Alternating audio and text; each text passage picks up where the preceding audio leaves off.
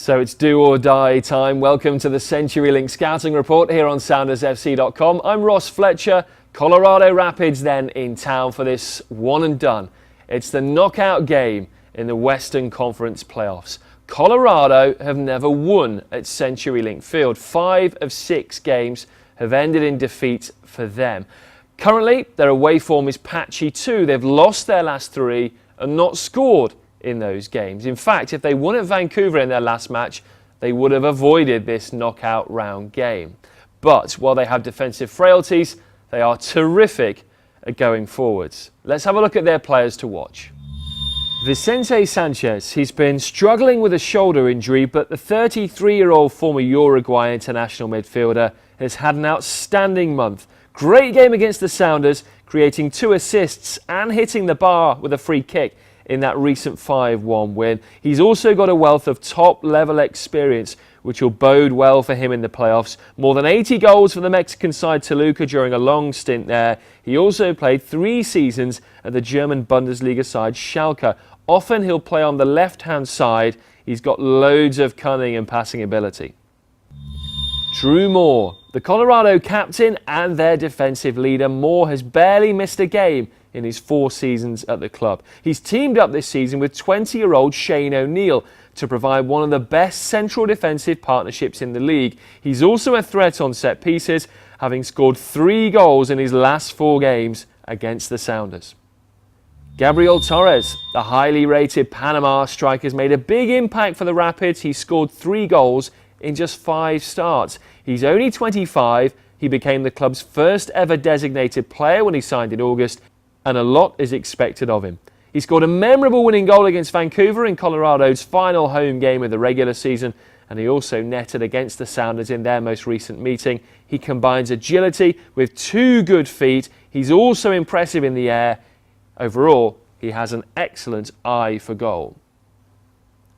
So Colorado do have the players to unlock any defence in Major League Soccer going forwards, but they've been sloppy at the back recently. Lack of defensive intensity and concentration, and maybe a little bit of overconfidence. Let's break down what happened in their last game against Vancouver Whitecaps. The central defensive tandem here of Drew Moore and Shane O'Neill. They've been so good this year, but here is a pass out of the back by O'Neill that is a poor one. Again, looking a little bit overconfidently. It's picked off, and that forces the save from the goalkeeper as Camilo gets a chance. Early in the game, it's the wrong decision. If the Sounders can put pressure on the back line, they could force them into more mistakes. It's happened before. Let's look at the similarities from that Vancouver issue to what happened in mid-September at Portland Timbers. This is Drew Moore, the other half of the central defensive combinations. We'll stop the play here as Drew Moore is under a little bit of pressure from Maxi Urruti. So his distribution options is either the short pass here to Dylan Powers, which will be okay, but instead Drew Moore goes for a medium length pass, not particularly a long ball, but he doesn't execute it well.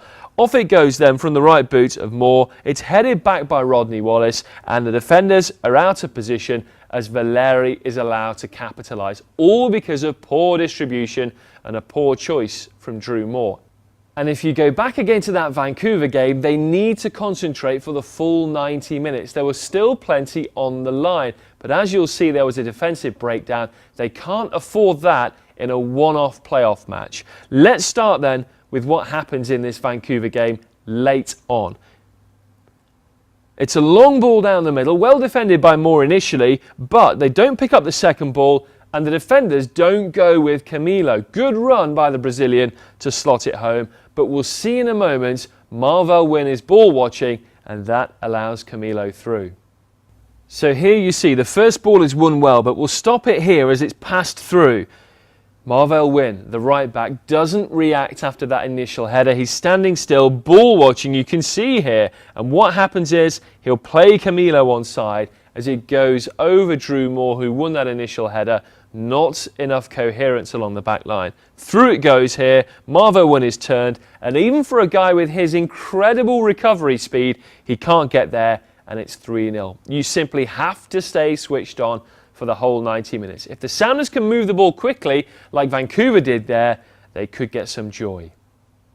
So the Sounders against Colorado Rapids. The winner goes through to play Portland Timbers on Saturday in the first leg of the Western Conference semis. You can see this game though, 7 o'clock pre-game start on Kong 616, out of market on Root Sports and nationally on NBC Sports Network. We'll also have the radio call for you on 97.3 Cairo FM. It's going to be a fantastic night at CenturyLink Field. So much on the line. The Sounders are counting on your support. I'm Ross Fletcher, and that's your CenturyLink Scouting Report here on SoundersFC.com. Look at the pace, in on goal! Oh, it is fantastic! Absolutely sensational by the Sounders!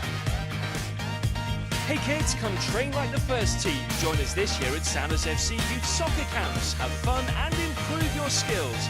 Meet players, make friends and learn from the best. Visit camps.soundersfc.com. Space is limited, so sign up today.